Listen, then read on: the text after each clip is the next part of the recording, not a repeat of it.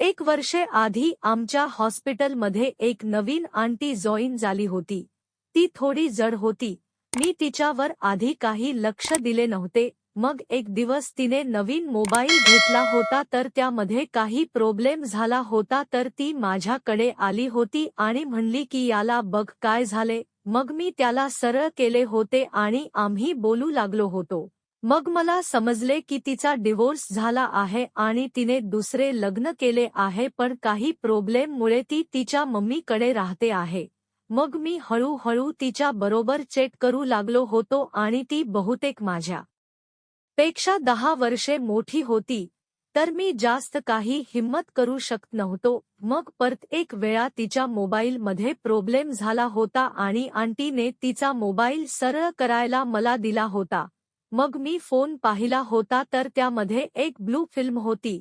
मग मला तर काही वेळ विश्वास झाला नाही. मग मी तिला मोबाईल दिला होता आणि तेव्हापासून मला तिला ठोकायची इच्छा होऊ लागली होती.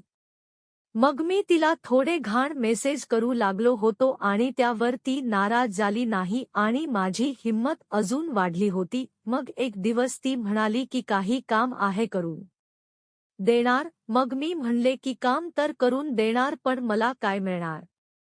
मग तिने म्हटले की मी तर पूर्ण तुझी आहे यार. काही पण घेऊन टाक. मग हे ऐकून माझे डोके सुन्न झाले होते. मग आंटी म्हणली की बोला काय पाहिजे आहे तुला. मग मी तिला पण म्हणले की मला प्रेम पाहिजे आहे. तर ती म्हणली की तुझी कोणी गर्लफ्रेंड नाही आहे काय. मग मी म्हणले की नाही आंटी. मग ती हसू लागली होती आणि म्हणली की खोटे बोलू नकोस. मग मी म्हणले की खरेच सांगतो आहे की माझी कोणी नाही आहे. मग तिने म्हणले की ठीक आहे. मग त्या दिवसपासून आम्ही फोनवर बोलू लागलो होतो आणि खूप वेळपर्यंत बोलत होतो. मग जेव्हा आमच्या डिपार्टमेंटमध्ये कोणी राहत नव्हते तेव्हा ती माझ्या जवळ येत होती आणि आम्ही दोघे बोलत होतो. आम्ही एकदम चिकटून बसत होतो.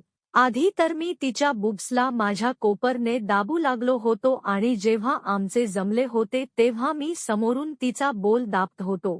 मग ती पण माझ्याकडून मजा घेत होती. मग एक दिवस मी तिला म्हणले की मला सेक्स करायचे आहे. ती म्हणली की लवकर काय आहे सर्व काही मिळेल. मग असे करत करत काही दिवस निघून गेले होते आणि मग एक दिवस संडे होता आणि मी तेव्हा घरी होतो.